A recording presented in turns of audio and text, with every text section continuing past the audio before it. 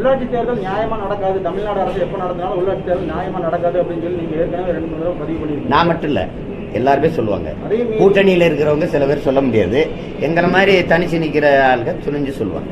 வட மாநிலத்திலோட ஆதிக்கம் அதிகமாக. சரி, நான் ஒண்ணு கேட்கிறேன், நான் சொல்றேன், நீங்க எல்லாம் சொல்லுங்க. உண்மையிலே நேர்மை உண்மையுமா நடக்குதா, நடந்திருக்கா, இல்ல நடக்குமா? நான் சொல்ல முடியாது. சொல்ல முடியாதுன்னு சொல்றதுக்கு நீங்க என்ன? நீங்க ஒரு இதழாளர், நீங்க தான் இதை பேசணும். உங்களுக்காக நான் தான் பேசணுமா? நீங்க ஏன் உண்மையா இருக்கிறீங்க? எதுக்கு இருக்கிறீங்க? அடிமைனா என்னன்னு தெரியுமா உங்களுக்கு? திக்கற்றவனுக்கு திசை காட்ட தெரியாதவன், வாயற்றவனுக்காக பேசாதவன், நடக்க முடியாதவனுக்கு உதவ, இதெல்லாம் அடிமைத்தனம் தான் சொல்றான். நீ எல்லாம் அடிமைதான் சொல்றான். நீ வாயற்றவனுக்காக பேசலைன்னா நீனும் அடிமை தானே. எதுக்கு நீங்க எப்படி பேசுறீங்க? அவருக்கு பேச முடியாது, வாய் ஊமை, அவருக்காக நீங்க பேசணும்ல. அது மானுட கடமை.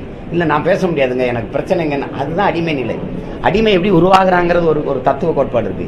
அநீதியை எதிர்க்க துணிவில்லாதவன் சகித்துக் கொள்கிறான், தொடர்ச்சியாக சகித்துக் கொள்கிறவன் அடிமையாகிறான். அப்படிதான் நம்ம அடிமையா இருக்கும். எதுக்குப்பா பிரச்சனை, எதுக்குப்பா வம்பு, நமக்கு எதுக்குப்பா இது, நம்ம வாட்டுக்கு போவோம் பாரு. எங்க போவீங்க நீங்க? எந்த பிரச்சனையும் இல்லாம வாழ்வது என்பதை நீங்க நினைக்கிறதா எல்லா பிரச்சனைக்குமான தாய். அது பல பிரச்சனையை பிரசவித்து விட்டு